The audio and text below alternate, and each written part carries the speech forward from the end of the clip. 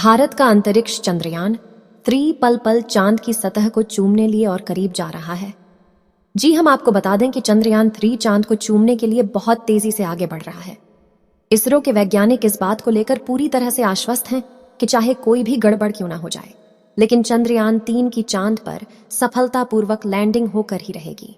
पहले ISRO chief S Somnath और फिर चंद्रयान 2 और की लॉन्चिंग के वक्त इसरो के सहयोगी रहे एरोस्पेस वैज्ञानिक प्रोफेसर राधाकांत पाधी का भी दावा है कि चंद्रयान 2 की असफलता के बाद इसरो ने बहुत सुधार किए और चंद्रयान 3 को इस तरह से बनाया गया है कि वह सफलतापूर्वक लैंडिंग कर ही लेगा और बहुत ही जल्दी चंद्रयान 3 चंद्रमा पर भारत का झंडा लहराएगा। इसरो के वैज्ञानिकों ने दी 21 अगस्त को चंद्रयान 3 के लैंडिंग पर ताज़ा अपडेट भी जारी किया है। बताया कि लैंडिंग का समय 23 अगस्त शाम 6:04 रखा गया है। इस समय यान को चांद की सतह पर सुरक्षित और सॉफ्ट लैंडिंग की कोशिश की जाएगी और चंद्रयान 3 चांद की तरफ बरच रहा यान 3 की चंद्रयान 2 के ऑर्बिटर से सफलतापूर्वक संपर्क स्थापित हुआ है। दोनों के बीच दो तरफा संवाद हुआ है। चंद्रयान 2 के ऑर्बिटर ने चांद की कक्षा में यान 3 का स्वागत किया है। बता दें कि रविवार सुबह तक चंद्रयान 3 की चांद की सतह से दूरी महज 25 किलोमीटर थी, जो अब घटकर काफी कम हो गई है। चंद्रयान 3 चांद के चारों तरफ चक्कर लगाते हुए उसके नजदीक आ रहा है। चंद्रयान 3 मिशन 23 अगस्त की शाम को चांद की सतह पर लैंड कराया जाएगा। हालांकि इससे पहले विक्रम लैंडर के लिए अनुकूल स्थितियों को पहचाना जाएगा।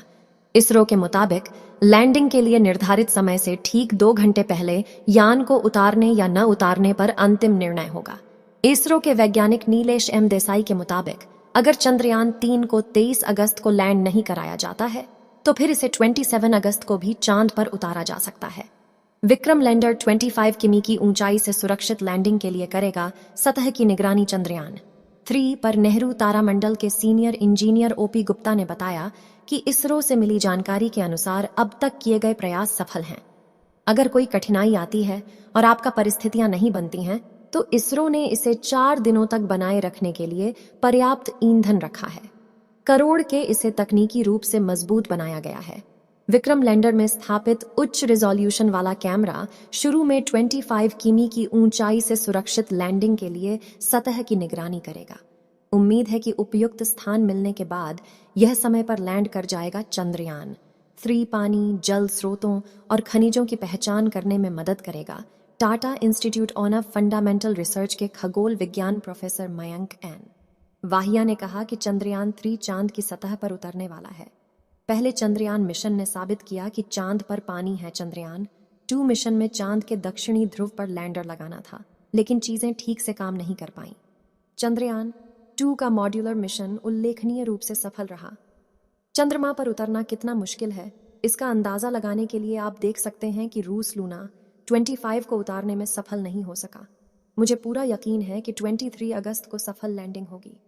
चंद्रयान 3 हमें पानी, जल स्रोतों और खनिजों की पहचान करने में मदद करेगा। चंद्रयान 3 मिशन का लैंडर मॉड्यूल चांद की सतह से महज 25 से 150 किलोमीटर की दूरी पर चक्कर लगा रहा है। इसरो के मुताबिक चंद्रयान 2 के ऑर्बिटर का चंद्रयान 3 के लैंडर मॉड्यूल से संपर्क हो गया है। अब 23 अगस्त का इंतजार है, जब चांद की सतह पर सॉफ्ट लैंडिंग के साथ ही भारत इतिहास रच देगा और ऐसा करने वाला दुनिया का चौथा देश बन जाएगा। अभी तक अमेरिका, रूस और चीन ने ही चांद की सतह पर सॉफ्ट लैंडिंग करने में सफलता हासिल की है। इतना ही नहीं, चांद के दक्षिणी ध्रुव पर सफल लैंडिंग कराने वाला भारत पहला देश हो सकता। अंतरिक्ष अनुप्रयोग केंद्र इसरो अहमदाबाद के निदेशक नीलेश एम देसाई ने बताया कि 23 अगस्त को चंद्रयान 3 के चंद्रमा पर उतरने से 2 घंटे पहले हम लैंडर मॉड्यूल की स्थिति और चंद्रमा पर स्थितियों के आधार पर इस पर निर्णय लेंगे कि उस समय इसे उतारना उचित होगा या नहीं। यदि कुछ भी अनुकूल नहीं लगता है तो हम 27 अगस्त को मॉड्यूल को चंद्रमा पर उतार देंगे। कोई समस्या नहीं होनी चाहिए और हम 23 अगस्त को मॉड्यूल को चंद्रमा पर उतारने में सक्षम होंगे। चंद्रयान 3 का लैंडर 23 अगस्त की शाम 6:04 पर चंद्रमा की सतह पर उतरेगा और यह पूरे भारत के लिए बहुत ही गौरव की बात है।